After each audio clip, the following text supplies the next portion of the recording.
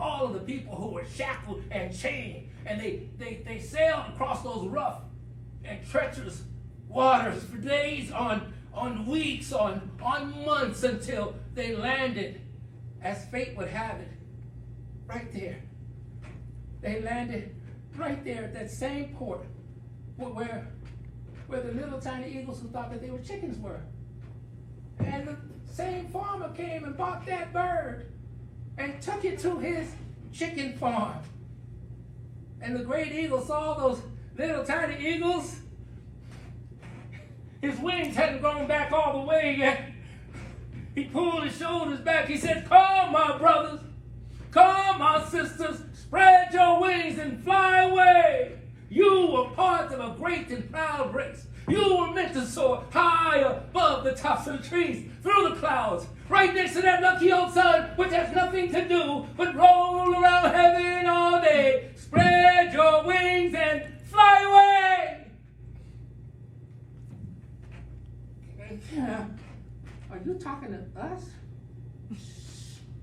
Don't say nothing about being beautiful. Don't say nothing about we can fly. Be quiet. We're just dumb, ugly chickens.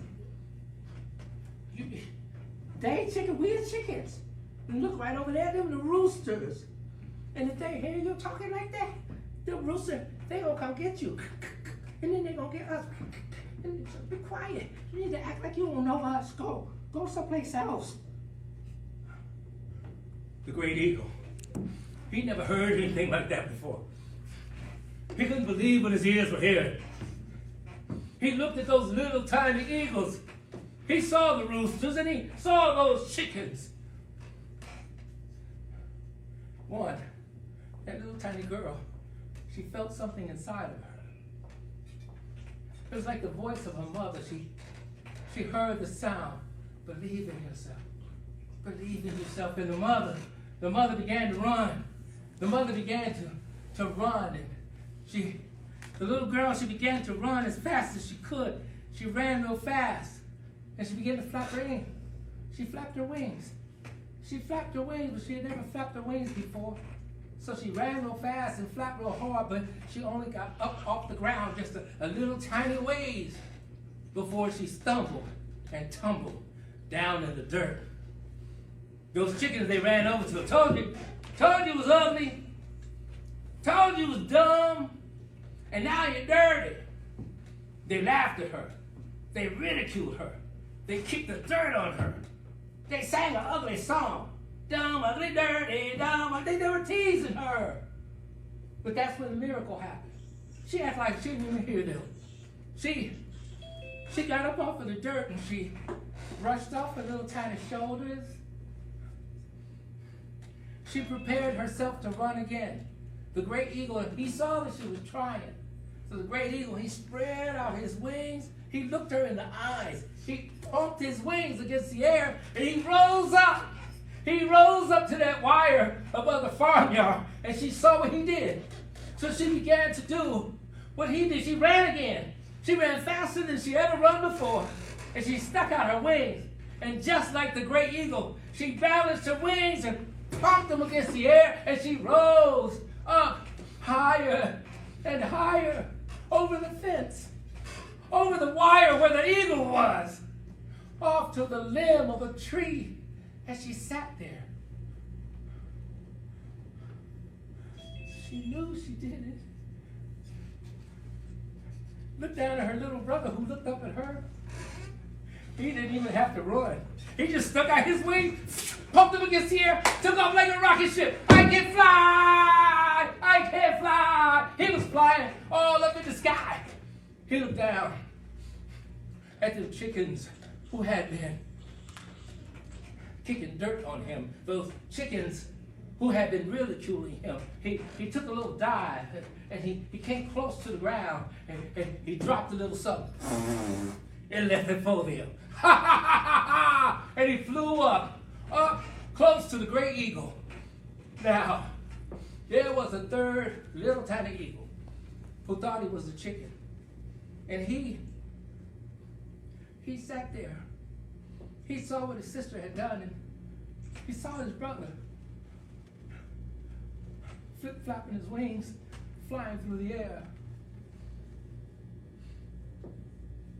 But he hung his head, and he didn't want to try. The great eagle said, "Come, my brother, spread your wings, fly away." "I don't want to." "Oh, you're afraid if you get up there, you might fall down.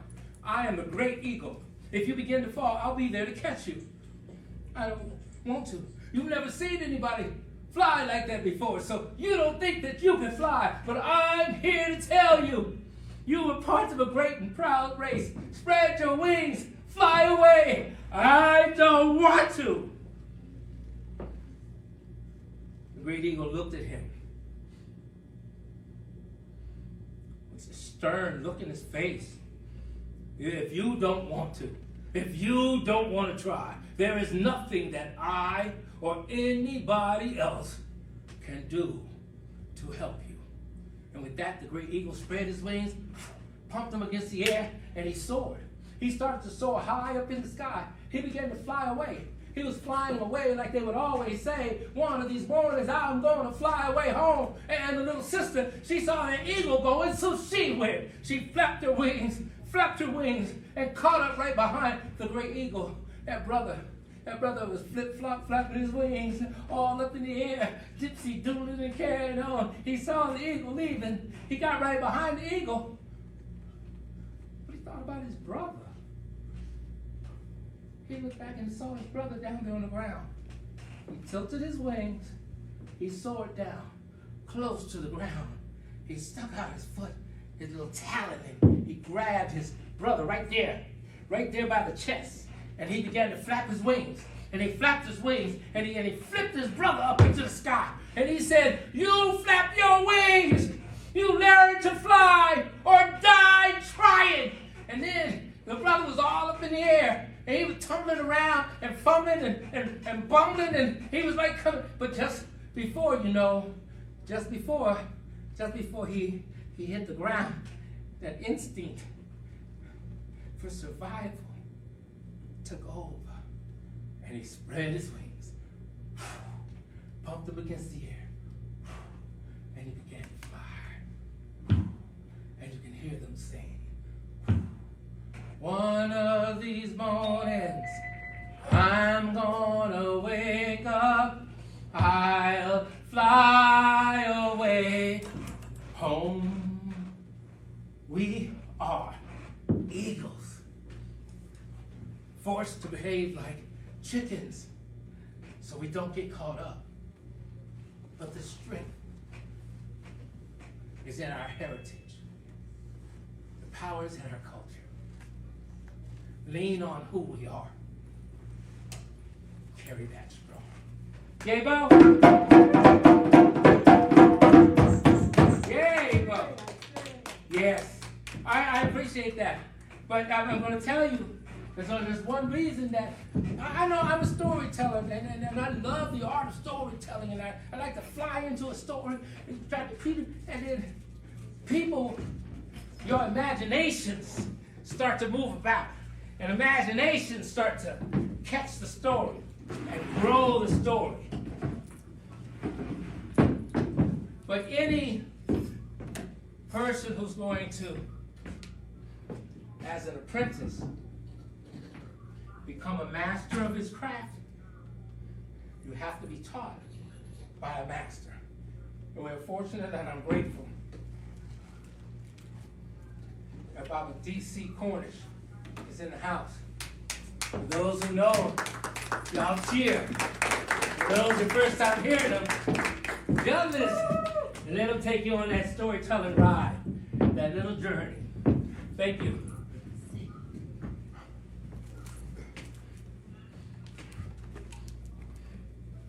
Y'all ready for this?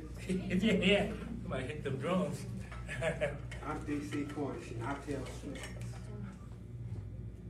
I began my journey as a storyteller many, many years ago at the foot of the griots of Johannesburg, South Africa. I was telling stories, and they said, "Who was your teacher?" I said, "Well, I just really never had one." "Who tells stories in your community?" I said, "Well, I don't know. And they said, what's wrong with you? What's wrong with you? And there I was ordained and given my position as the urban Esau. I'm going to share some quick stories with you, stories about our culture. And I want to put a smile on your face. Yay, Bo. Because laughter frees the spirit. But there are many lessons we must learn. The first story will be for the children. Yay, Bo. Yes, it will be for the children, and it is a lesson that I want you to carry with you forever. Once upon a time, in a faraway place, there was a pack of dogs. Now, they were old dogs. All of them was old, but one puppy. There was one puppy with them. And near where the dogs lived in the great field, there was once a clutch of rabbits. That means a bunch of them. Now, these rabbits were there, and they were running around, but time had come and gone, and there was only one rabbit left. Every day, that puppy, he would get up and he'd look, he'd see that rabbit. And he'd be licking his tongue out like this. He'd be looking at that rabbit. And then one day he decided he was going to catch that rabbit. He took out. Man, you should have seen him. He was going after that rabbit. Boogity, boogity, boogity. But no matter how hard he tried, he couldn't catch that rabbit. He tried every day, day after day after day. And every time he tried to catch that rabbit, he'd come back. The old dogs would look at him and go. Well, one day he made his mind up he was going to catch that rabbit. So he started working out. You know, when you want to do something, you got to work out, get your body ready. Man, he was working out. And it was like he was rocking. Man, he was working out. He was ready. And man, he was standing there waiting for that rabbit. That rabbit stuck his head up out the hole. He saw that puppy. That puppy saw him. That rabbit took off. Boogity, boogity, boogity. That puppy right behind. Man, he ran and he ran and he ran. But he didn't catch that rabbit. When he came back, the old dogs was laughing at him. But you know, he was tired of being laughed at. So this time he got all frosty, you know what I'm saying? Hey, why y'all laughing at me? Why y'all laughing at me? Why don't y'all ever help me try to catch the rabbit? That's when one of them old dogs rolled over and said, you ain't gonna never catch that rabbit. He said, why you say that? He said, because you playing, and the rabbit is running for its life. That's the way it is for young people. When you get ready to do something, when you get ready to go to school, when you get ready to take on a task, when you get ready to accept some responsibility, you got to decide, are you in it just for fun? Are you playing? Are you in it for real? Yeah. Are you in it for your life? Yeah, that's what you got to decide. You're going to make that decision every day. Right now, some of y'all sit in school, y'all be doing your work, and you know what will happen? There'll be a puppy sitting next to you. They'll tap you on the shoulder and say, hey, have you played Full Metal Jacket 3 yet? You trying to do your arithmetic. You trying to do your lesson. It can happen to y'all, happen. Be honest. Be honest. See, it's happening to our young people. They need to understand every day they got to decide whether they're a puppy or a rabbit. Make your mind up. Make your mind up. Now, one of the things that happens in our community is oftentimes, I will share another story with you. And this is a silly little story, if I may. Y'all don't mind silly. Come on down. Y'all don't mind silly? Okay. Here we go. Now this story is about a little boy. Now this little boy, he was just like any other little boy. And this story is a little boy, little brother, and a little bit older sister. Now, little brother and little sister, they would go to grandma's. Now, I'm from Houston, Texas. I grew up in 5th Ward, but every summer, they sent us out to the country. Now, if y'all ever had that happen in y'all's family, raise your hand. Okay, I see, some of y'all can claim country then. So, and that's what would happen to them. They would go out to Mama's house, Grandma's house. Now, Grandma had a rooster. His name was Little Red. And Little Red was the rooster she had all her life. And Little Red, man, he ran that barnyard. He'd be walking around. He'd be walking around with the rest of the people. Little Red ran things.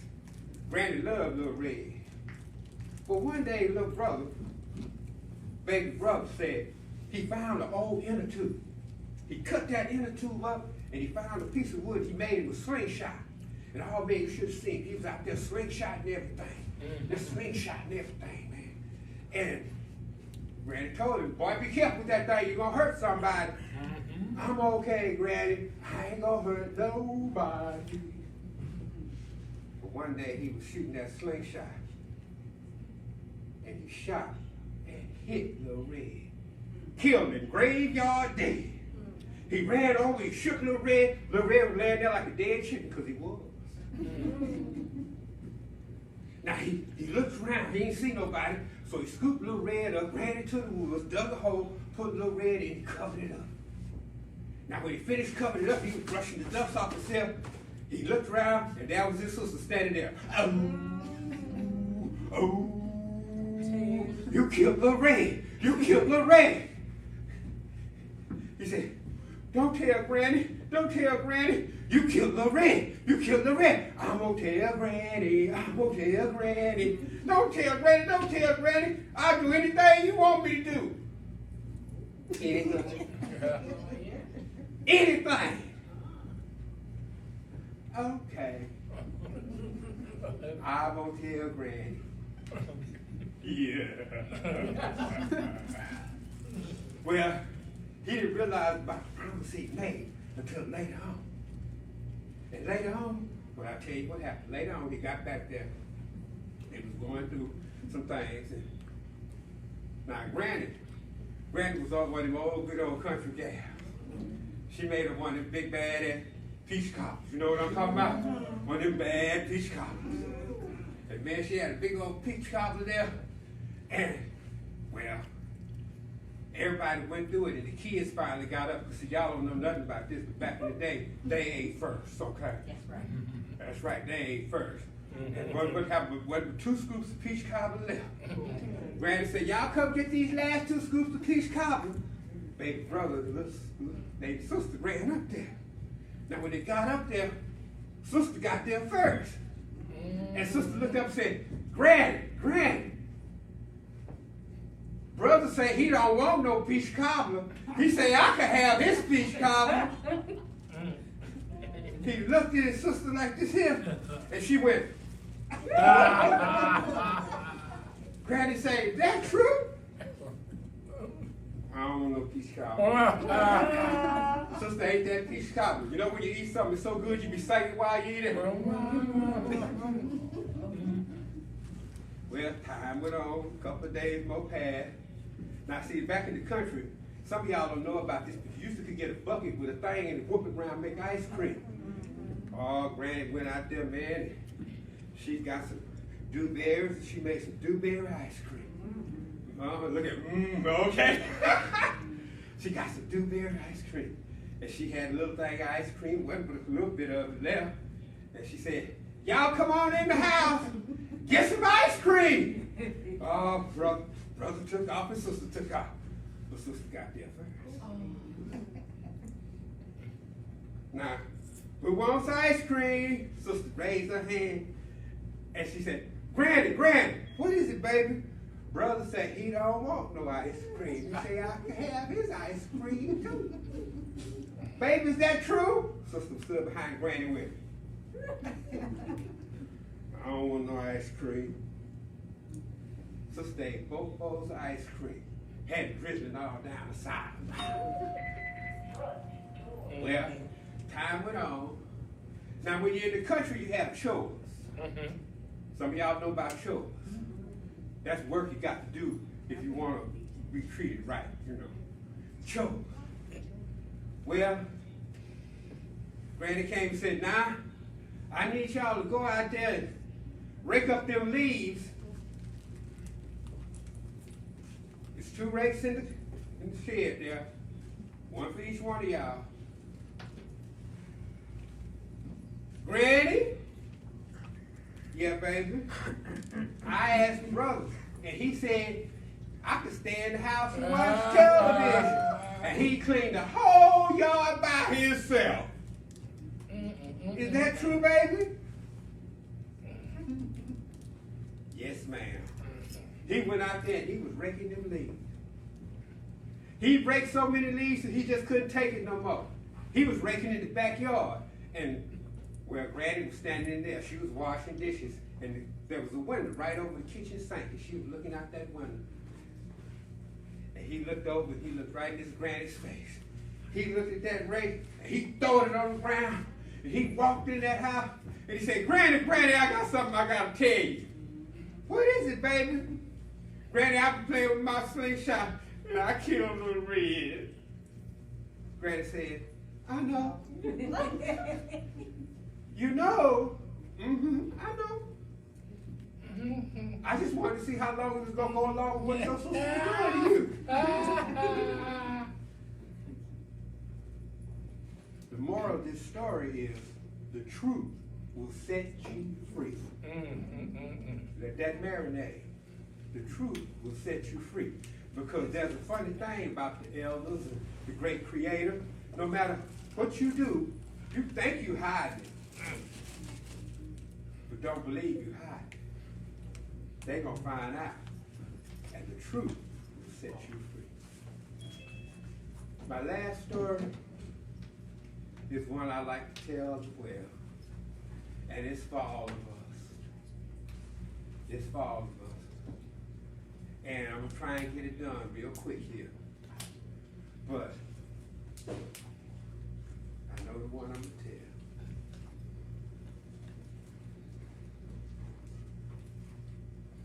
There was a little boy.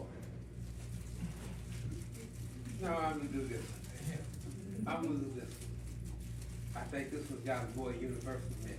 There we go. Once upon a time, there was a group of birds. Now, these birds lived in the forest, and when they lived in the forest, they could act any kind of way they wanted to. Oh, man, I mean, you should have seen them in the woods. They would be pushing and shoving, tearing things out of the ground, eating voraciously, making a horrible racket. But eventually, they ate up everything in the forest, and they left the forest and began to move. They found a great valley. And oh, man, when they found that valley, they was happy. Over here was a field of okra, and over here was tomatoes, and over here was corn. But what they fell in love with was a field of golden grain. Man, they went into that field of golden grain, and you should have seen them. They started pushing and shoving, tearing things out of the ground, eating voraciously, making a horrible racket. Now, the man that owned the field, a farmer, he heard them. And he come running, waving his arms. Hey, hey, get out of my field, get out of my field. Now, the birds, when they heard all this yelling, they ran away. But because they were more hungry than they were smart, the next day, they came back. Pushing and shoving, tearing things out of the ground, eating voraciously, making a horrible racket. The farmer this time, he came back with a pot in the pan. Bang, bang, bang, boom, boom, boom. The birds had never heard such racket like that, and they ran away. But the next day, because they were more hungry than they were smart, what did they do? They came back. You guys are very smart.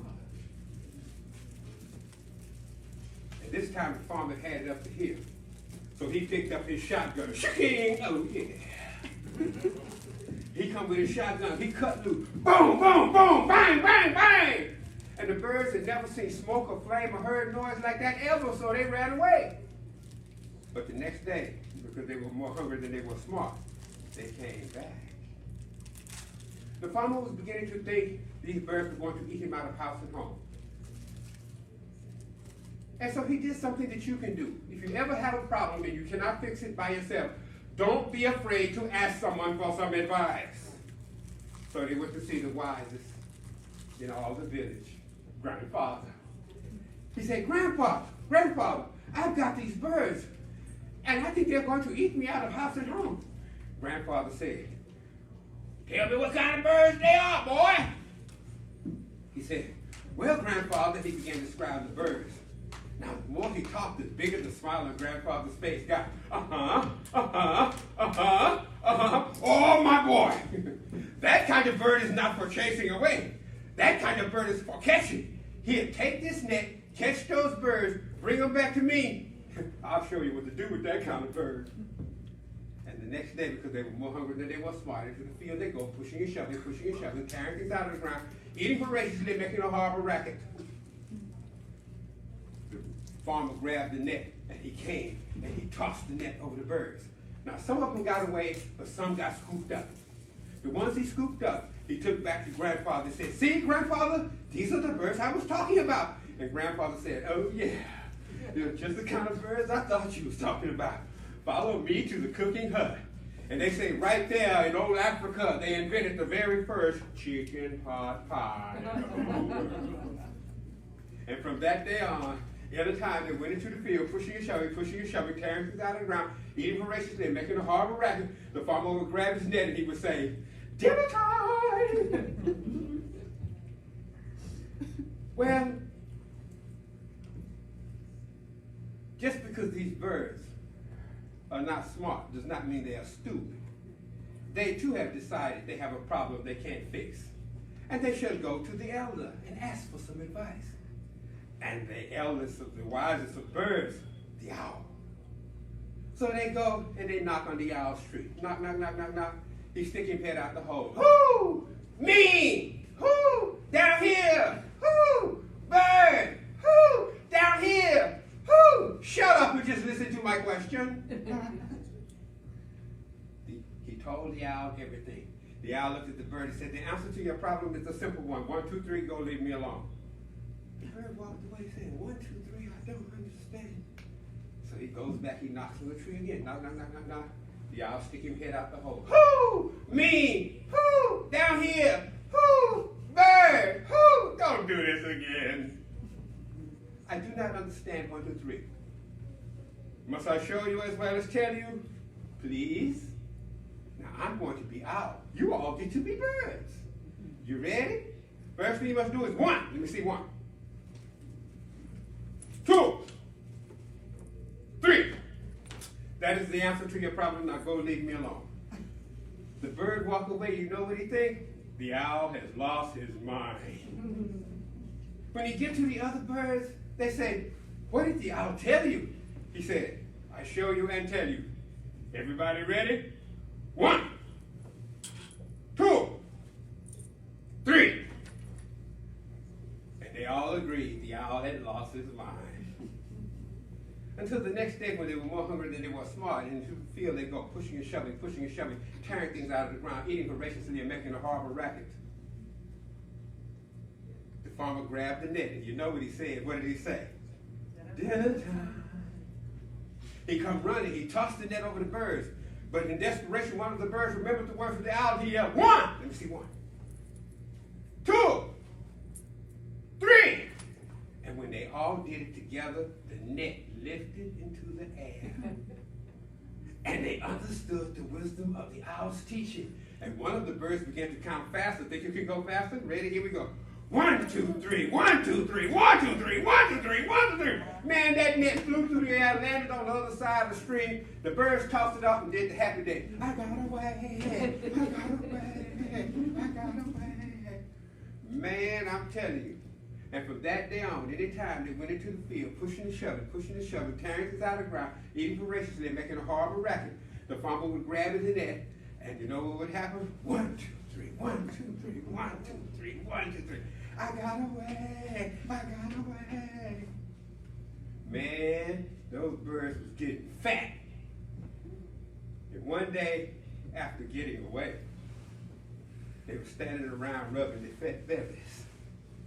And one bird looked at the other bird and said, "You know what? You eat too much. I think you should give me a share of your grain." The other bird said, "I don't think so. You eat too much. Yes, you should give me a share of your grain." "And why should I give you a share of my grain?" He said, "Because I count 1, 2, 3. He said, "That's no big deal. Anybody can count 1, 2, 3. He said, no, only me." He said, "No, anybody can count 1, 2, 3. Watch this. Can you count 1, 2, 3? Let me hear. 1, 2, 3. How about you? 1, 2, 3. How about you? 1, 2, 3. How about you? 1, 2, 3. See, even the good-looking one that counts in the back can count 1, 2, 3. And before you know it, They all said 1, 2, 3, and then one bird jumped up and said, well, I should count 1, 2, 3 because I got new feathers. Another bird said, I should count 1, 2, 3 because I've got a beautiful voice. Then another one jumped up and said, I should count 1, 2, 3 because I got seniority. I've been with the flock longer than any of y'all here. And before you know it, every bird had a reason why they should be the one to count 1, 2, 3. And that evening, when the sun go down, arguments still floating in the air. And the next day, because they were more hungry than they were smart, into the field they go, pushing and shoving, tearing things out of the ground, eating voraciously, making a horrible racket. The farmer grabbed him net and he said, 1 more time. He ran, he tossed the net over the birds. One of the birds jumped up and said, 1! And another bird said, wait a minute, I got my new feathers. 1! I've got a beautiful voice. 1! I got seniority. 1, 2, wait a minute, I got seniority, my beautiful voice, I got new feathers. And you know what happened? They got scooped up. And you know what happened after they got scooped up, though? Chicken pot pie. And the moral of this story of Umoja, our unity is, united we will stand, divided we're going to end up in the chicken pot pie. Thank you all for listening. I'm so grateful to have the opportunity to bring DC Cornish to this stage and finding this place. I want to thank you all, the community up here at Sterling Enrichment Center. And it just is that kind of place in a very small town of Duncanville. I think that we have that opportunity to create, because there's talent within our community. That all of these folks, they're born with a natural gift of rhythm, some with voice, some with the talent to act, tell stories, some with the talent to write script and poetry and spoken word. So we want to be able to come back and visit this place. And those who are joined in and watching us on Facebook Live, we want to introduce you to the director and make sure that she says some lovely words, because we'd like to come back and share some more time. Please say hello to Director Deborah. Okay, how you guys doing? Thank you for showing up to Sterling Enrichment Center. I don't know. Yes. I'm a random talker. Randomly talk. I speak what I do all the time. The Sterling Enrichment Center is a community center / preschool in the daytime from 9 to 4. We hold 4 and 5-year-old preschool classes here, small ratio. And in the afternoon time, we also do something for the community. We let the kids come in, play video games, do their homework. We try now to start doing cultural events here, so it's free. We're here for donations, we like to say. But yeah, I'm here for the community. I do an after-school feeding program. I do a summer school feeding program. But most importantly, what I like to do is give back. So anyone who like to do anything with the culture, the community, networking events, small private events, I'm here. Sterling Enrichment Center is here to get your word out, to get my word out. We also provide resources too. You know, we have financial literacy resources. We have, what else do we do here? First aid CPR training, OSHA training. I provide that myself. I am a trainer / educator, and CPR I love what stuff. I do. CPR training. Oh yeah, first aid CPR, Okay. OSHA, basic life skills training. I do all that here. So I'm excited. Thank you guys for coming out. Some people joined on Zoom and FaceTime. What do I want to say? We're doing something for Kwanzaa. Yes, so Kwanzaa. you guys know what Kwanzaa is, right? So We're the gonna come day learn. after Christmas, we're going to be celebrating a Kwanzaa event. So please like and share, and thank you guys again. It was kind of brief, but thank you. Thank you. All right, so closing out, thank you all. Justice Arts, educational, entertainment. It's very easy to donate and send funds so that we can continue to do the work of storytelling, cultural arts programs all over the city. We'll be over at the Pan-African Connection, that's where we play drums, and hopefully we're gonna have a Kwanzaa play. And some people who really like to act, let me know, because I think it's a fun place. We have after-school programs. That's right. And we can teach some of the young children, That's some of the right. young people, and have them perform for the community. That would be showing us how that we do our work. Thanks a lot. I'm over. We can goodbye, y'all. Thank Thank you. you.